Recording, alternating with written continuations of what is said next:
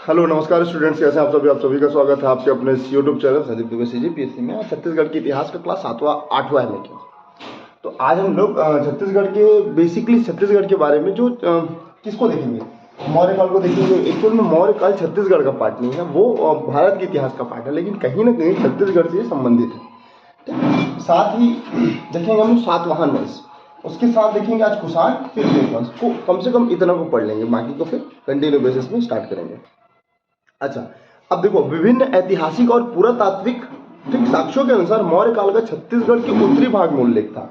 मतलब जो छत्तीसगढ़ था वो एक्चुअल में मौर्य काल का हिस्सा नहीं था, ये उसके उत्तर में आता था। लेकिन जैसे ही अशोक का कलिंग विजय अभियान चला तो उसके पश्चात छत्तीसगढ़ इस कलिंग क्षेत्र मतलब उत्कल क्षेत्र, उत्कल मतलब उड़ीसा वाला क्षेत्र में सम्मिलित हो गया। और कहीं ना कहीं मौर्य काल का संक्षिप्त विवरण, चाहे वो साक्ष्य के रूप में सिक्के के बारे में बात करूं, या यात्रा मित्रांत के बारे में बात करूं, शिलालेख के बारे में बात करूं, या मूर्ति के बारे में बात करूं, तो कहीं ना कहीं देखने मिलता है। अच्छा, अब छत्तीसगढ़ के विभिन्न स्थानों से मौर्यकालीन चांदी के सिक्के या सोने के सिक्के होने के साक्ष्य मिले हैं। देखते हैं कौन कौन सा स्थान है। ठीक है, अगर बात करूं साक्ष्य के बारे में, मौर्य काल का आपको साक्ष्य कैसे मिलेगा, तो सिक्के के आधार पर मिलेगा। तो बेसिकली सिक्का आपको मिलेगा, एक जगह मिलेगा ठठारी जो शक्ति वाला क्षेत्र है। शक्ति मतलब वर्तमान का 33वां जिला जो जांजगीर चांपा से अलग हुआ है। अगलतरा जो जांजगीर चांपा में आता है। ठीक, बार और देवगांव ये रायगढ़ वाला क्षेत्र है। और एक है आरंग और उड़ेला। तो ये प्रमुख महत्वपूर्ण स्थान है जहां पर आपको साक्ष्य मिलेंगे सिक्के के मौर्यकालीन। ठीक, फिर से एक बार बोल देता हूँ, याद रखना। ठठारी, शक्ति, अकलतरा, जांजगीर चांपा, बार, देवगांव, रायगढ़ और आरंग, उड़ेला। ठीक, ये सिक्कों का जो अध्ययन करने वाले व्यक्ति थे उनका नाम याद रखना, रमेंद्रनाथ मिश्र जी। ठीक, कब खोज किया इन्होंने? ये 1920 के आसपास में। कब खोज किया? 1920 नहीं, 1970। यहाँ लिख देता हूँ। ये जो साक्ष्यों की खोज के बारे में बात करता हूँ तो 1970 में ये उन्होंने 69 से 70 के बीच में सारी चीजें हुई। और यहाँ से आपको ना मौर्यकालीन आहत सिक्के मिलेंगे या पंच मार्क मुद्रा। ठीक, ये सब प्राप्त होगा। ये सब चीजों को आपको ध्यान में रखना है। और ये बेसिकली दूसरी शताब्दी के हैं, सेकेंड BC। वैसे BC मतलब होता है ईसा पूर्व, मतलब दूसरी BC के आसपास के जितने भी साक्ष्य है ना प्राप्त होंगे। ये तो सिक्के से संबंधित है। अब अगर बात करूं मौर्य काल का दूसरा जानकारी छत्तीसगढ़ के परिप्रेक्ष्य में मिलता है वेंगसोंग की यात्रा से। तो वेंगसोंग एक चीनी यात्री था जो छत्तीसगढ़ भारत के विभिन्न स्थानों पर भ्रमण किए। और साथ ही छत्तीसगढ़ में जब पांडुवंश का शासन था और बालार्जुन, ठीक, तो उनके शासन में ये छत्तीसगढ़ वाला क्षेत्र में आए थे। उस समय छत्तीसगढ़ का इन्होंने नाम रखा किया चलो, उनका पुस्तक था। ठीक, तो वहां पर ये उल्लेख मिलता है। साथ ही अगर शिलालेख के बारे में बात करूं, शिलालेख मतलब पत्थर का जो अभिलेख है उसमें जो अंकीर्ण या फिर मुद्रित रहता है उसको बोलते हैं शिलालेख। तो आपको मिलेगा मौर्य काल के बारे में प्रमुख जानकारी जोगीमारा की गुफा। जोगीमारा की गुफा कहाँ है भैया? ये आपको मिलेगा सरगुजा वाले क्षेत्र में। ठीक, रामगढ़ की पहाड़ी, ध्यान में रखें। और यहाँ पर जो साक्ष्य मिले हैं वो बेसिकली ये जो साक्ष्य है वो अशोककालीन है। ठीक, तो इनकी भाषा पाली है जबकि लिपि क्या है? ब्राह्मी, अरमायनी, खारुष्टी, और ये अशोक के प्रमुख लिपियां हैं। लेकिन छत्तीसगढ़ के परिप्रेक्ष्य में याद रखना जो जोगीमारा के साक्ष्य मिले हैं ना शिलालेख के रूप में, वो भाषा पाली है और लिपि है ब्राह्मी। और इनका जो अध्ययन करने वाले व्यक्ति थे उनका नाम आपको ध्यान में रखना है संतलाल कटानी। तो कई बार क्वेश्चन आता है कि मौर्य कालीन संबंधित जो साक्ष्य मिले हैं जोगीमारा के, उनके जो अध्ययनकर्ता कौन है? तो क्या है? संतलाल कटानी। ठीक, अच्छा, और उसके अलावा देखते हैं, देखो अब सरगुजा में सिर्फ जोगीमारा नहीं है, उसके अलावा अच्छा जोगीमारा इसलिए प्रसिद्ध है क्योंकि यहाँ पर नर्तक देवदत्त और सुतनुका की प्रेम गाथा का वर्णन मिलता है।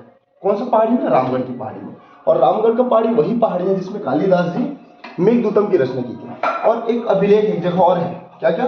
सीता बेंगरा, जोगीमारा। तो सीता बेंगरा जैसे हम लोग रामायणकालीन स्थल पढ़े थे तो वहां पर आपको सीता बेंगरा, ये जोगीमारा ये सब देखने मिलता है। साथ ही किष्किंधा गुफा, सारा चीज है। और कहीं ना कहीं ये मौर्य काल से संबंधित है। तो जो सीता बेंगरा है, सीता बेंगरा और ये जो है ना जोगीमारा, इसके जो खोज करता थे 1848 में कर्नल औसले द्वारा किया गया। इसी को बोलते हैं प्राचीन थिएटर, याद रखना। और मेघदूतम की रचना कालिदास जी द्वारा कहाँ किया गया था? यही किया गया था जोगीमारा में। ये सबको आपको ध्यान रखना है। फैक्चुअल पॉइंट हमें बहुत महत्वपूर्ण है, स्क्रीनशॉट कर लेना या फिर 1 से 2 बार सुनोगे तो याद हो जाएगा। और नोट्स बनाते हुए पढ़ना, मेंस के पॉइंट ऑफ व्यू से भी बहुत महत्वपूर्ण है। और अंततः अगर मैं बात करूं मूर्ति से संबंधित साक्ष्य के बारे में, तो एक स्थान को याद रखना आपको, एक कोटाडोर, ये कहाँ मिलेगा, महेंद्रगढ़ चिरमिरी भरतपुर में। कोटाडोर और मनेन्द्रगढ़, तो ये दोनों स्थान में अशोक कालीन मूर्तियां आपको प्राप्त होंगी। साथ ही सरगुजा में एक जगह है कपाटपुरम, यहाँ भी अशोक के लाट का आपको चित्रित या फिर मूर्ति देखने मिल जाएगा। तो ये प्रमुख स्थल है छत्तीसगढ़ के परिप्रेक्ष्य में मौर्य काल को याद रखना। और इससे ज्यादा आपको नहीं पढ़ना है, अगर मौर्य काल को और ज्यादा पढ़ना है तो भारत के बिहाफ में उसको ध्यान में रखना पड़ेगा। ठीक है, अब आगे बढ़ते हैं। थोड़ा गर्मी है तो एडजस्ट करना भाई, गर्मी बहुत ज्यादा है।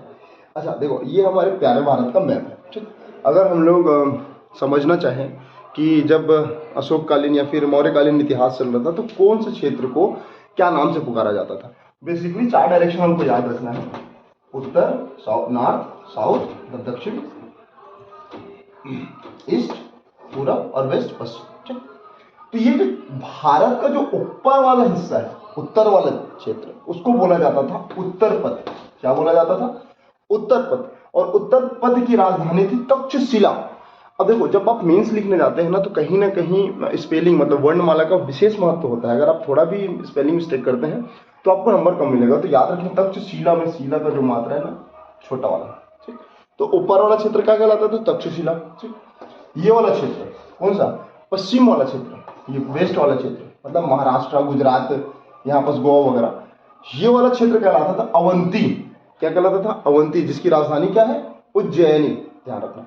नीचे वाला क्षेत्र मतलब कौन सा, दक्षिण वाला क्षेत्र, ये कहलाता था दक्षिणापथ। मतलब ऊपर वाला उत्तरापथ, नीचे वाला दक्षिणापथ। ऊपर वाला का राजधानी तक्षशिला, जबकि नीचे वाला का राजधानी क्या है, स्वर्णगिरी या सुवर्णगिरी कहलाता था। ठीक, ये जो दिख रहा है आपको कौन सा, यूपी, बिहार, अरे पूर्वोत्तर भारत, तो ये वाला पूरा वाला क्षेत्र कहलाता था प्राची। और प्राची की राजधानी क्या थी, पाटलिपुत्र। ध्यान रखना। और बेसिकली यहीं से साम्राज्य, मौर्यकालीन साम्राज्य संचालित होता था, प्राची वाले क्षेत्र से, मतलब पाटलिपुत्र वाले क्षेत्र से। और ये वाला जो क्षेत्र है, ठीक, ये कौन सा, पूर्व वाला। तो पूर्व को बोला जाता है कलिंग प्रांत। मैंने बताया कि स्टार्टिंग में जो हमारा छत्तीसगढ़ था कलिंग प्रांत का हिस्सा नहीं होता था, उसके उत्तर वाला क्षेत्र होता था। ठीक, जैसे अशोक ने यहाँ पर कलिंग वाले क्षेत्र में आक्रमण किया अपने शासन के 8वें वर्ष में, कमेंट में बताइएगा कौन सा वर्ष था, तो वो वाला क्षेत्र तब आक्रमण करने के पश्चात तो छत्तीसगढ़ वाले क्षेत्र को कलिंग प्रांत के अंतर्गत सम्मिलित कर दिया। तो ये सारी चीजों को आपको ध्यान में रखना है। अब आगे बढ़ते हैं। ठीक है, लाइट बंद हो गया, फिर भी दिख रहा होगा, मैं बताऊंगा, उसको ध्यान से सुनना और नोट करना। ठीक है, देखो अब देखो, जैसे हमने पढ़ा भी मौर्यकालीन, तो मौर्यकालीन का एक प्रमुख साक्ष्य मिला। ठीक है, उसके अलावा अगर मैं सातवाहन कालीन या सातवाहन वंश के बारे में बात करूं, बेसिकली सातवाहन जो वंश है ना, उसके बारे में आपको जानकारी महाराष्ट्र के प्रतिष्ठान से मिलेगा।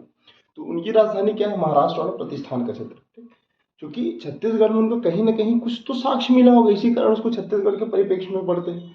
कौन कौन से राजाओं का, वैसे तो बहुत सारे राजा हैं जिसमें अपीलक मिलेंगे, वेदश्री मिलेंगे, एक बार देखते हैं। देखो, अगर बेसिकली अगर मैं बात करूं तो इनकी राजधानी क्या थी, प्रतिष्ठान मतलब महाराष्ट्र वाला क्षेत्र। ठीक, गौतमी पुत्र जो जितने भी सातवाहन वंश थे ना, वो मातृसत्तात्मक को मानते थे, मतलब माता को प्रमुख मानते थे। ठीक है, अगर साक्ष्य के बारे में बात करूं तो साक्ष्य के रूप में बेसिकली साक्ष्य क्या होता है, जैसे मुद्रा के रूप में आपको साक्ष्य मिल गया, काष्ठ स्तंभ के रूप में मिल गया, शिलालेख के रूप में मिल गया, प्रतिमा या स्थापत्य कला के रूप में मिल गया, तभी ना बोले छत्तीसगढ़ में कहीं ना कहीं उनका उल्लेख है।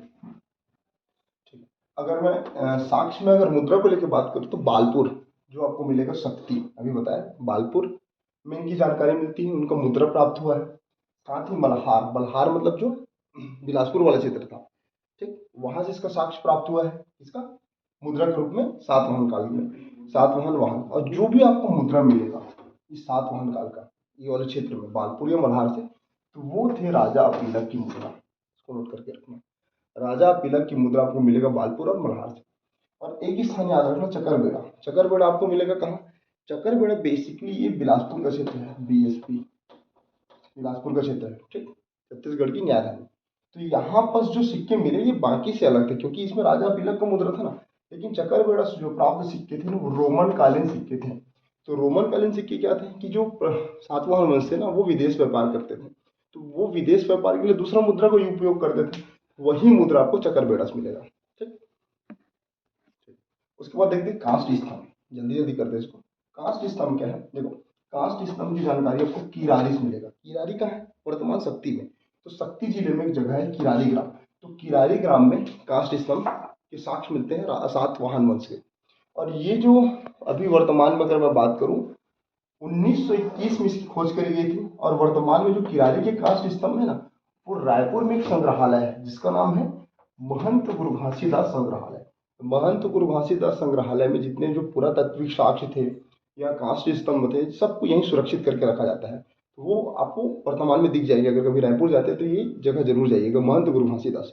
और ये जो किरारी के काष्ठ स्तंभ है ना, वहाँ बेसिकली आपको क्या मिलेगा, जो सातवाहन काल में जो जितने भी हमारे कर्मचारी होते थे उस समय उनके, तो उनके पद नाम का उल्लेख इस स्तंभ लेख में मिल जाएगा। ठीक है, आगे देखते हैं। अब देखते हैं क्या शिलालेख। देखो शिलालेख के बारे में बात करूं, चलिए शिलालेख के बारे में बात करूं तो ये आपको गुंजी मिले। गुंजी मतलब शक्ति वाला क्षेत्र, गुंजी या दमोदरा बोलते हैं। तो ये गुंजी से जो प्राप्त शिलालेख थे ना, उसकी भाषा क्या थी, प्राकृत थी एक चीज। और सातवाहन काल में एक शासक हुआ करते थे, एक राजा हुआ करते थे जिनका नाम है वरदत्त श्री। तो वरदत्त श्री की जानकारी आपको गुंजी के शिलालेख से मिलता है जो सातवाहन से संबंधित है। साथ ही इस वरदत्त श्री की जो विशेषता है शिलालेख में कि इन्होंने अपने आयु को बढ़ाने के लिए लगभग 1000 गाय दान में दिए थे। कितने गाय दान में दिए थे, 1000 गाय दान में दिए थे आयु को बढ़ाने के लिए। वरदत्त श्री जानकारी कहाँ से मिलती है, गुंजी या दमोदरा के शिलालेख में। उसके बाद प्रतिमा। देखो बूढ़ी खार जो वर्तमान बिलासपुर में है, तो बूढ़ी खार में सातवाहन के प्रमुख जो साक्ष्य के बारे में बात करूं तो दिख जाएगा यहाँ से, ये वाला चतुर्भुज विष्णु जी की प्रतिमा। तो चतुर्भुज विष्णु जी की जो लेख युक्त प्रतिमा है वो आपको चकरबेड़ा और बूढ़ा खार में मिलेगा। और ये जो स्थान है ना चकरबेड़ा वाला, तो यहाँ पर एक और राजा का उल्लेख मिलता है, राजा वेदश्री। तो वेदश्री की जानकारी आपको कहाँ मिलेगा, बूढ़ा खार से। जबकि वरदत्त श्री की जानकारी आपको कहाँ मिलेगी, गुंजी के शिलालेख से। ठीक है, और स्थापत्य कला के बारे में बात करूं तो बौद्ध भिक्षु मतलब जो बौद्ध को मानने वाले प्रमुख व्यक्ति थे ना, उनमें एक का नाम था नागार्जुन। क्या था, नागार्जुन।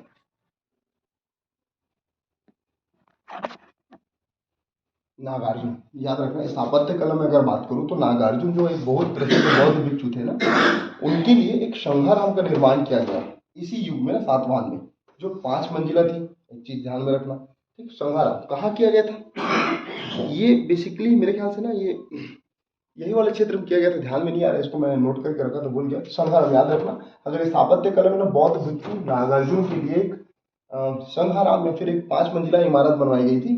ये प्रमुख स्थापत्य कला की उदाहरण है।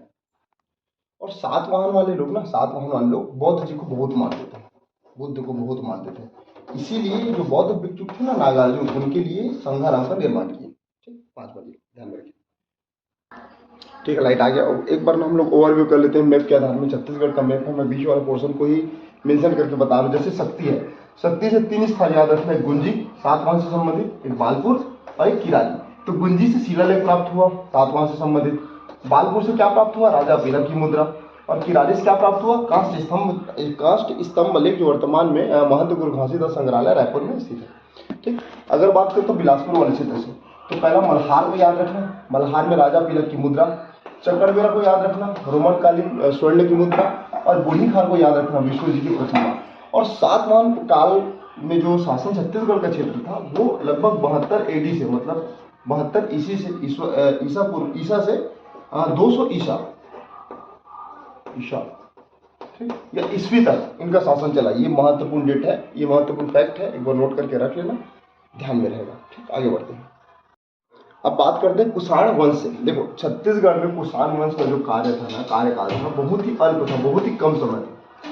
कुषाण वंश में कुछ प्रमुख शासक हुए, जिसमें प्रमुख 2 शासक का नाम याद रखना। एक नाम याद रखना विक्रमादित्य,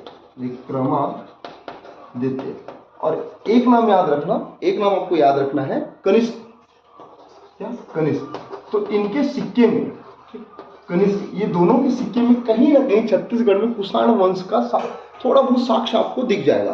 वो प्रमुख स्थल कौन कौन से हैं, वो एक तो तेलीकोटा है, ठीक, तेलीकोटा मतलब रायगढ़, एक है बिलासपुर, बिलासपुर मतलब बिलासपुर, और एक है कोरबा। तो तेलीकोटा से आपको मिलेगा रायगढ़ जिले में, इसको जूम कर देता हूं, देखो रायगढ़ जिले में एक स्थान है तेलीकोटा। ठीक, तो तेलीकोटा में स्वर्णकालीन सिक्के प्राप्त हुए कुषाण वंश के, और इसकी खोज करता जो व्यक्ति थे ना, उनका नाम है C.K. साहू जी। तो सी के साहू ने कुषाण वंश के बारे में जानकारी प्राप्त किया तेलीकोटा मतलब जो रायगढ़ में। ठीक, एक स्थान है बिलासपुर, तो बिलासपुर में कुषाण वंशी शासकों के तांबे के सिक्के मिले। किसके सिक्के मिले? तांबे के। ठीक, तो तांबे के सिक्के कहाँ से प्राप्त होंगे? कुषाण संबंधित बिलासपुर में। और एक सिक्के आपको मिलेंगे कोरबा से, ये भी तांबे के थे। ठीक, तो प्रमुख स्थान को याद रखें, तेलीकोटा, बिलासपुर और कोरबा। ये स्वर्णकालीन तेलीकोटा से, बाकी से तांबे। इतने ही आपको पढ़ने से ज्यादा बिल्कुल भी नहीं पढ़ना है। अच्छा, और लास्ट जो मैं बोलने वाला था, एक और वंश के बारे में बताया था मैंने, मेघवंश। तो मेघवंश का छत्तीसगढ़ में आपको ज्यादा साक्ष्य तो मिलेगा ही नहीं, कुछ नहीं पढ़ना इसमें। इसमें सिर्फ दो नाम पढ़ना है, दो नाम। पहला नाम याद रखना शिवमेघ, शिवमेघ। इनके नाम के पीछे इनके वंश का नाम का उल्लेख मिलता है, शिवमेघ। तो शिवमेघ की जानकारी छत्तीसगढ़ से मिलता है। और एक नाम है यमेघ, यमेघ। ठीक, तो शिवमेघ और यमेघ के बारे में मेघवंश से संबंधित छत्तीसगढ़ में मात्र साक्ष्य मिलते हैं। तो इतना ही आपको ध्यान में रखना है। देखो लास्ट में ना कुछ चीज मैं बता देता हूँ, जैसे प्राचीन कालीन शासकों की मुद्राएं लास्ट है ये, थोड़ा बहुत बस बताऊंगा, इसमें थोड़ा याद करने की कोशिश करना। जैसे मैं बता रहा हूँ मौर्य काल, तो मौर्य काल में एक स्थान है अकलतरा। मौर्य काल में एक स्थान है अकलतरा। ठीक, तो ये जांजगीर चांपा क्षेत्र में पड़ेगा, यहाँ से उनके सिक्के प्राप्त हुए। एक स्थान याद रखना ठठारी, ठठारी जो कि अभी पढ़ लिए ना हम लोग, शक्ति जिले में, तो इसको याद रखना। एक याद रखना, आपको याद रखना बार और नवागांव। ये आपको कहाँ मिलेगा? बार और नवागांव आपको मिलेगा सारंगगढ़ वाले क्षेत्र में। एक्चुअली नवागांव ये देवगांव। ठीक, ये आपको सारंगगढ़ वाले क्षेत्र में मिलेगा। एक्चुअली वहां पर थोड़ा गलती किया था, तो इसको ध्यान में रखना।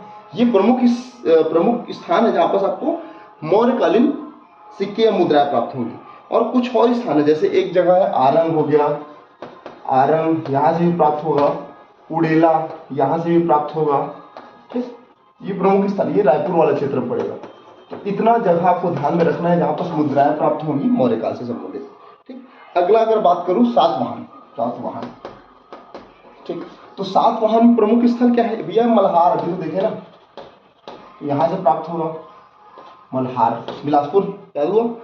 दूसरा, यहाँ पर मल्हार से किसकी सिक्के मिलेंगे आपको? मल्हार से मिलेंगे अपीलक के। और एक स्थान और बता दो भैया, लगे हाथ, चकरबेड़ा नहीं, बालपुर मतलब शक्ति, यहाँ भी राजा अपीलक के मुद्राएं प्राप्त होंगी। ठीक, उसके बाद चकरबेड़ा, ये भी तो स्थान है, चकरबेड़ा मतलब कहाँ? वर्तमान बीएसपी बिलासपुर। देखो, तो चकरबेड़ा से क्या प्राप्त होंगे भैया? रोमन कालीन सिक्के, तो ध्यान में रखना। इतना ही है इसमें। ठीक, उसके अलावा अगर बात करूं कुषाण से संबंधित, तो कुषाण से अभी देखिए बिलासपुर देख लो, एक देख लो आप रायपुर, थोड़ा कोरबा देख लो, यहां से आपको प्राप्त हो जाएंगे। क्योंकि रायपुर है कि रायगढ़? मेरे ख्याल से रायगढ़ है यार, रायगढ़। ठीक, ये प्रमुख स्थल है। उसके बाद गुप्त से संबंधित, देखो गुप्त से संबंधित वो से पहले लेक्चर में या फिर पढ़ चुके हैं, उसमें बानाबरत, यहां से आपको गुप्तकालीन सिक्के या मुद्राएं प्राप्त होंगी। ठीक, दुर्ग में ना बानाबरत, कहाँ है? दुर्ग में। एक आपको मिलेगा आरंग। ठीक, यहाँ मयूर के सिक्के मिलेंगे आरंग। ठीक, ये रायपुर में है। एक है पीटाईवर्ल्ड, एक्चुअल में ऐसे लिखा था पीटाईवर्ल्ड। ये कहाँ है? ये एक्चुअल में रायपुर में है। कहाँ पर है? रायपुर में। तो ये स्थान पर आपको गुप्तकालीन सिक्का या मुद्राएं प्राप्त होंगी। और नलवंश में दो स्थान को याद रखना, एक है अड़ेंगा जो कोंडागांव वाला क्षेत्र है। ठीक, और एक है पुलिया जो रायगढ़ वाला क्षेत्र है। इतने ही स्थान को आपको पढ़ना है, याद रखना है। पढ़ लिए याद हो जाएगा तो बहुत अच्छा होगा। मिलते हैं अगले वीडियो में। यहाँ तक की क्लास कंप्लीट करते हैं, अगले वीडियो में जरूर आएंगे। तब तक के लिए जय हिंद।